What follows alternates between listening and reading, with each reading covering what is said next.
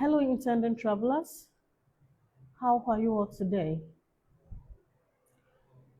Well,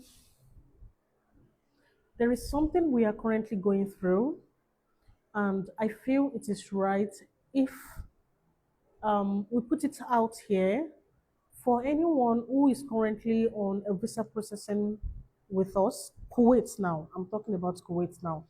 For anyone who is currently on a Kuwait visa processing with us, or even if you are in a processing with another agent out there, this video is going to be very useful for you. So there is something we are currently going through, and it is quite a disheartening experience. It is really disheartening.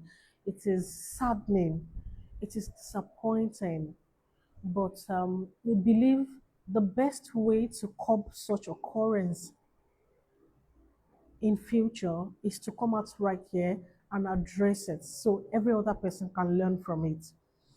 So you all know that we received some visas about 2 weeks ago for our Kuwait bike riders and company drivers for Kuwait. So if you all remember well, you will remember that one of the bike riders said he doesn't want his visa anymore. He rejected the visa, which has been addressed and that is gone. So for the company drivers, um, one of them, it was the fastest among all. It was the fastest. Like he's a very serious client. Immediately the visa was released, he quickly paid for his visa. He rushed to the embassy to start his clearance. And when the medical result was released, it was considered unfit to travel. You know what that means? His medical result was not okay. Every other test were negative, but one single test, which is that of hepatitis B, spoiled the medical results. It was positive. This is someone who has passed through the stress of going through an interview, waiting for the visa, paying in full for his visa, and rushing to the embassy to get his clearance done. And at the point of getting his medical results, he discovered that he's unfit to travel. If it is just ordinary malaria, we all know that it is something that can easily be treated within a week and it will be over. Everything will be okay. But for something as serious as hepatitis B, everyone knows that it is difficult to treat, you know. So it takes a while.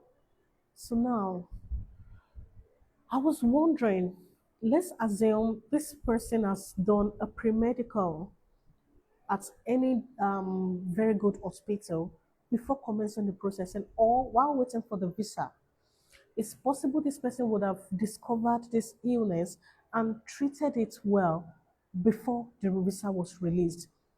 So it's going to save the person the cost of having to pay for visa, then having to pay a high sum of, like a huge sum of money to carry out the medical test at the designated Kuwait hospital in Abuja. You understand? So I felt, I think it is imperative. I mean, it is necessary, it is compulsory, it should be mandatory for anyone who wishes to relocate to Kuwait to consider it a must for pre medicals to be done before deciding to even come on board, or after coming on board, you quickly get that done while waiting for your visa. So that even if it is malaria that is being detected, then you can quickly treat yourself. If you need a list of the tests which needs to be done, I am going to send it to you if you are one of our clients currently.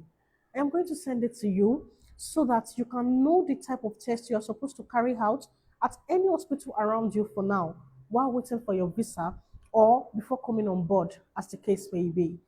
You understand? So it will really be a disappointment. It will be a disheartening situation if you find yourself in that kind of mess, in that kind of situation. It will really hurt you because you cannot help it. You cannot. So now we are in a dilemma because the company in Kuwait is expecting that these candidates should be in Kuwait before the end of July. Meanwhile, the medical result states that he is unfit to travel.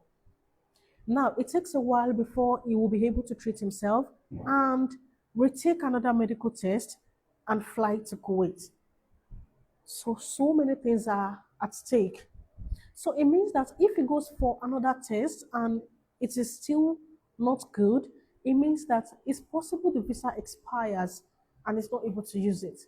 So it's going to be like a waste of money, a waste of resources, and a waste of time.